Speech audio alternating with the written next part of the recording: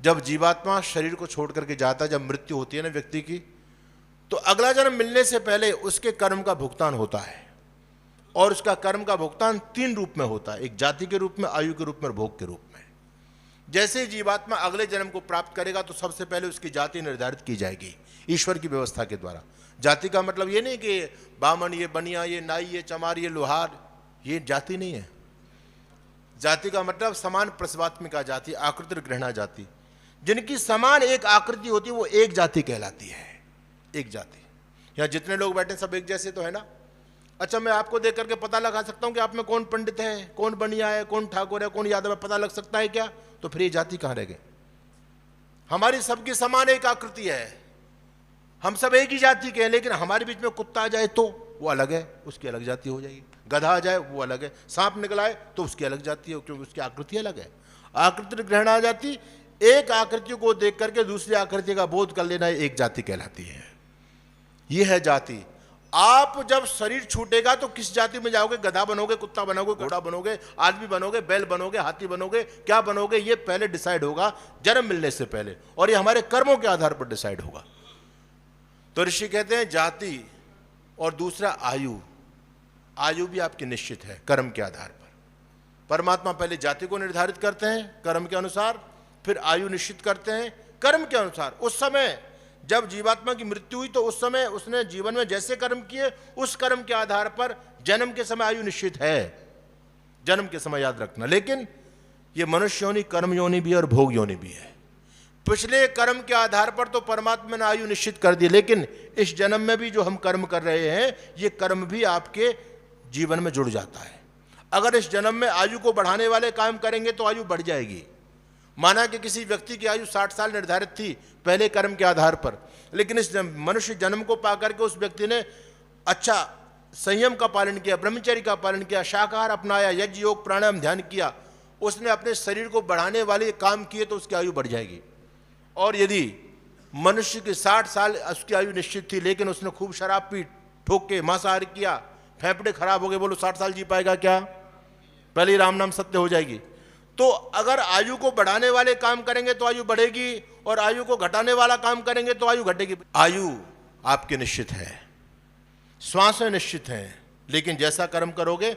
मान लीजिए एक मोबाइल की उम्र प्राय 5 साल है, लेकिन आप इसको धूप में पटक दोगे तो, पानी में पटक दोगे, 5 साल चलेगा क्या?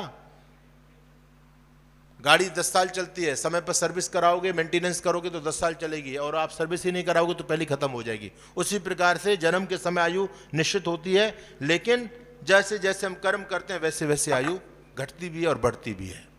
और तीसरा जो कर्म का फल मिलता है वो भोग के रूप में मिलता है। पहला जाति के रूप में, दूसरा आयु के रूप में, तीसरा भोग के रूप में। भोग यानी फैसिलिटीज। ये व्यक्ति किस परिवार में पैदा होगा, कितना धन मिलेगा, कैसे इसको सगे संबंधी मिलेंगे। याद रखना, ये जो रिलेशन आज आपको बने हुए ना, ये सब कुछ कर्मों का खेल है। एक व्यक्ति के सगे संबंधी इतने अच्छे हैं, उसको सुख ही सुख मिल रहा है, और एक व्यक्ति के ऐसे मिल गए रोज महाभारत हो रहा है घर में, कुड़ कुड़ करके आदमी मर रहा है। ये सब कुछ अपने कर्मों का फल है। ये भोग, ये रिश्ते, ये नाते, ये सब कुछ अपने कर्मों से जुड़ते हैं। आपके कोटा नगर के अंदर एक बहुत बड़े आदमी, 20,000 करोड़ के मालिक, उनकी पुत्र वधू गर्भवती है, बच्चा होने वाला है। हॉस्पिटल में पुत्र वधू पहुंची, थोड़ी देर बाद डिलीवरी हुई। डॉक्टर ने सेठ जी को फोन करके बधाई दी कि बधाई हो सेठ जी, आप दादा बन गए। 20,000 करोड़ का मालिक आदमी है। अब आप जरा सीरियस मत बनो, आप सोच रहे हैं ऐसा कौन सा आदमी कोटा शहर में, हम तो जानते नहीं उसको। मैं उदाहरण दे रहा हूं आप लोगों को। 20,000 करोड़ का मालिक आदमी, और डॉक्टर ने कहा कि बधाई हो, आप दादा बन गए। तो जैसे कोटा शहर में पता चली कि भैया आपके शहर में कोई बहुत बड़ा आदमी हो तो सबको पता चलेगा, नहीं चलेगा? तो लोग, कोई गुलदस्ता लेके जा रहा है, कोई मिठाई लेके जा रहा है, कोई और कुछ लेके जा रहा है। बड़े बड़े मंत्री मिनिस्टर बधाई देने के लिए आ रहे हैं। सेठ जी बधाई हो, आप दादा बन गए, सेठ जी बधाई हो। और पूरे शहर में एक अलग ही माहौल बना हुआ है। अब ये बताओ, सेठ जी के घर में जो पोता पैदा हुआ, ये पोता पैदा होते 20,000 करोड़ का मालिक बना या नहीं बना? बन गया। सेठ जी की पूरी जिंदगी निकल गई पैसे कमाते कमाते। सेठ जी के सारे बालक बच्चे लगे रहे, खूब पैसा कमाया, खूब मेहनत की, और इसने एक दिन भी मेहनत नहीं की, ये जन्म लेते ही 20,000 करोड़ का मालिक बन गया। और एक आपके कोटा शहर में झोंपड़पट्टी में भी एक परिवार रहता है, वहां भी एक बच्चे ने उसी समय जन्म लिया। उसके पास ना घर है, ना मकान है, ना कोई दूध की व्यवस्था, ना भोजन छादन की कोई व्यवस्था नहीं है। जन्म दोनों ने लिया है, एक जन्म लेते ही 20,000 करोड़ का मालिक बन गया और एक जन्म लेते ही रोड पर पड़ा हुआ है, घर मकान कुछ नहीं है। क्यों? अरे कोई कारण होगा। कारण क्या है? उसके अपने कर्म, भोग, फैसिलिटीज। वो जो आज 20,000 करोड़ का मालिक बना है वो अपने पैसा जमा करके आया। भगवान ने इस जन्म में भुगतान कर दिया, फैसिलिटीज दे दी, भोग दे दिया उसको। जाओ भैया, तुम्हारा बैंक में इतना तुमने जमा किया, अब तो तुम्हारा पेमेंट करते हैं, ले जाओ अपनी फैसिलिटीज। एक बैंक के पीछे बड़ी लंबी कतार लगी हुई थी। एक व्यक्ति जा रहा था, भीड़ कैसे लगी? बोले पैसे मिल रहे हैं, पैसे वाले लोग खड़े, पैसा मिलेगा बैंक से। वो आदमी भी भीड़ में खड़ा हो गया। 2-2.5 घंटे बाद गर्मी में खड़ा रहा, उसका नंबर आया। जब खिड़की पर पहुंचा तो उसने कहा, हाँ भैया पासबुक। बोलो कैसी पासबुक? हमारे पास तो कोई पासबुक नहीं है, हमने तो ये सुना कि पैसा मिलता है तो हम 2 घंटे से खड़े, लाओ हमें भी पैसा दे दो। बैंक वाले ने कहा, तेरा दिमाग खराब है। अरे पैसा तो मिलता है, लेकिन पैसा उसी को मिलता है जिसके जमा होते हैं। तेरे पास कोई प्रूफ है तो दे, हम तुझे पैसा देते हैं। तो बंधुओं, परमात्मा सबका भुगतान करते हैं।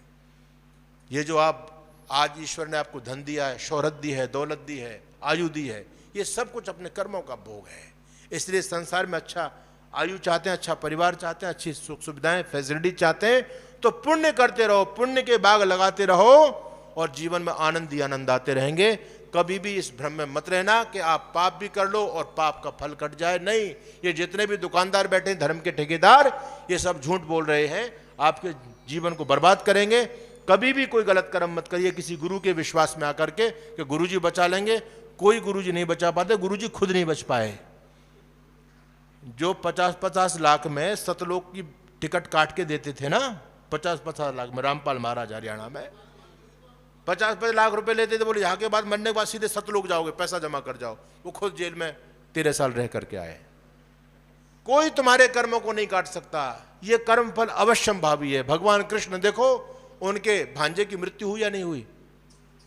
कितना कष्ट हुआ। अच्छा, भगवान कृष्ण महाभारत के युद्ध को रोक पाए क्या? कितना अनिष्ट हुआ। ये कर्म है भैया, ये होनी है, होनी है सो होनी है, वो टल नहीं सकती। भगवान राम भी कहते हैं, कोई ना काऊ सुख दुख कर दाता, निज कृत कर्म भोग सब भ्राता। हमने जैसा किया वैसा भोगना पड़ेगा।